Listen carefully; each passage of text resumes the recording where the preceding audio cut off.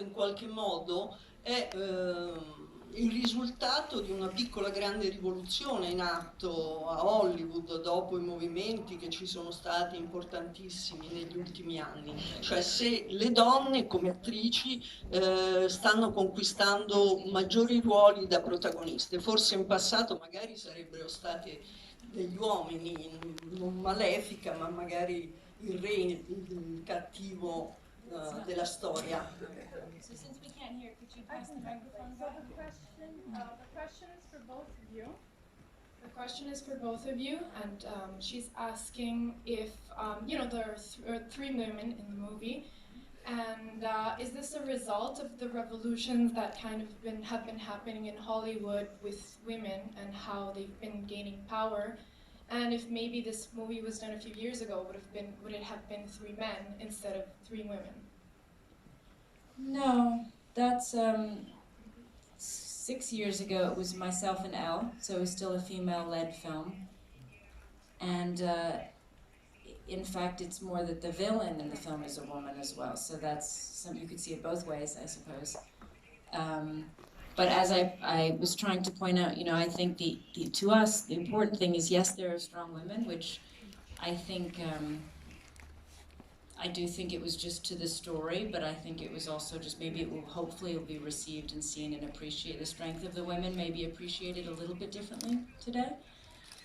But I also hope that the relationships with the men in the film are seen as what they are, which is how much we learn from them and how much they are our partners and we love them. And the strongest character in the film chooses very much to have a family and marry a man and love him, and he's a good man.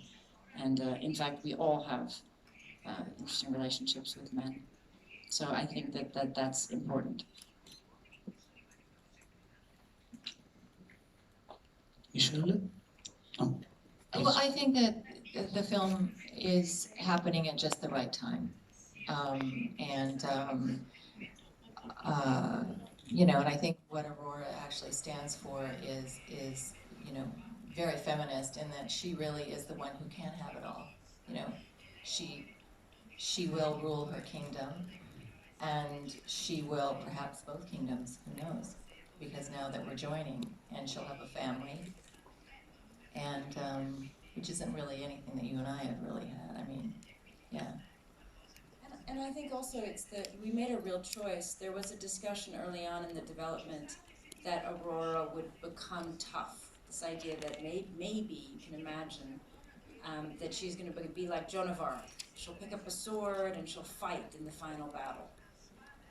And we all thought about it, and we thought, no, that's not Aurora. Aurora's strength is her softness, and it's time for the soft woman to remain soft as her strength, not to have to be a particular version of a strong woman. There's many different forms of a strong woman. A mother at home, raising her children, being soft, reading them bedtime stories, taking care of and loving everyone around her is an extremely, extremely strong woman. So I think that was very important that we wanted to put that forward, and so she would remain. She actually doesn't fight physically in this film. Allora Nicola, prego. Sì, la mia domanda è abbastanza generica, dipende dalle due, se vogliono rispondere tutte e due oppure una delle due.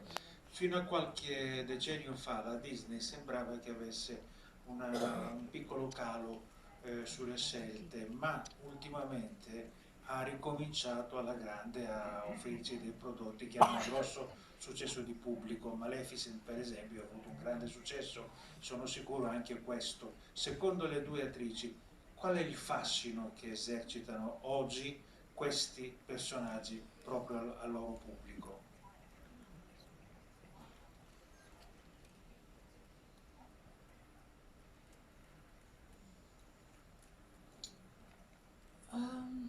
Well, I do think there is something about, I think it depends on the filmmaking, depends on who, you know, the choices at Disney or any studio. But I think they've made some bold choices. Doing the first Maleficent was a strong choice to take the villain and look at it a different way. But I will say, with so much content in the world as a parent, And maybe as a film goer, there's something about knowing that it's a Disney film. And you know it will have certain things in it, and you know that it won't have certain things in it. And there's something about that I think these days with so much content, it's nice to be able to say, you know you can safely take your children to this film, and there will be some nice messages, and it will be without some of the things that a lot of films rely on today. And I think that's becoming more and more needed, especially for young people and for parents. What I also love about this film in particular, which is what I loved about the first one, you know, fairy tales kind of, well, film in general are reflective of the times, really. And I think with the internet, with social media, kids are exposed to so much more than we were, and so I think that Maleficent is really a reflection of that, in that it really deals with a lot of the gray area. It deals with good and it deals with evil in a much more complex way, I think, than typically, which is what I think made this, one of the things that made this, the original, so special, was it had kind of it sort of lived in the gray area a lot of the time, and that what is good, what is evil, well, sometimes we're both. I think it dealt in a fairy tale kind of way with more complex emotions, really, and which I thought was, I had never seen a fantasy or a fairy tale really like that, and it was so gorgeous. Allora abbiamo ancora una domanda, non abbiamo tantissimo tempo, quindi vi invito ad essere molto sintetici nelle domande se potete. Pronto? Sì. Buongiorno, Patrizia Simonetti, Spettacolo Mania, sono qui.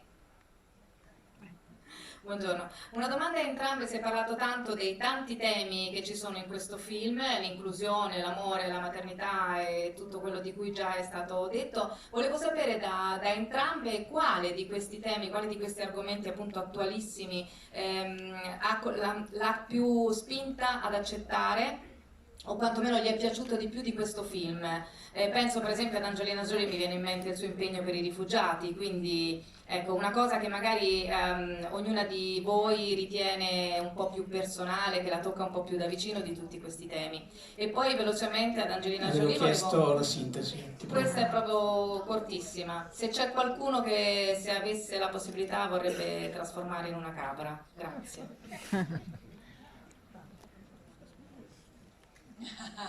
I'm not answering that one. I'm actually more than one. Of course, I loved when I was young. I was very drawn to Maleficent as a character. And I really loved the first script. So I was already in. She was I think it was the choice for Michelle to join the franchise this time. But we did question. I was very drawn to. When you have this, how do I put this simply? This idea of differences. It's not just the diversity, and as you point out, of course, my relationship with UNHCR and refugees and displaced, which, yes, absolutely. But also just, I think, for anybody who has felt different, anybody who's not been accepted for whatever reason. And I think we all have that in some way. And that is and Maleficent is told she's not good enough because she's different. And she's kind of hunted and kicked out and loses her daughter and targeted because she's different. And I think that really, really struck a chord with me, that I get very angry at that people, instead of seeing the beauty in diversity and people really thinking how much they can learn from each other, and how much value we each bring to each other, especially because we are different. But those who are afraid that then cast out and cause harm to others. So if we could say that in the story and cast Maleficent out and make her that, and then allow her to come back and for her to be not different, but be exactly her and return even more her, and for that to be accepted, is a good message, I think, for children.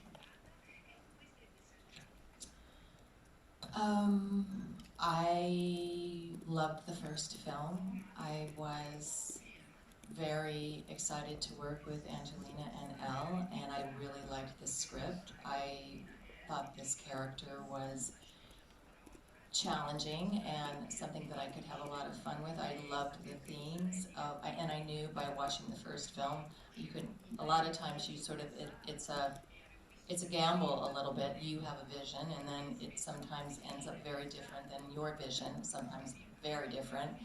And but going by the first one, I knew that I would be in something very special, and I thought, you know, the themes in this film were, you know, about, you know, family, what makes up a family, you know, power and diversity and tolerance and, you know, the planet and needing to take care of the planet, and our resources are not going to last forever. What really is power? What really is strength? There were, you know, I just, you know, there was no reason really not to do it.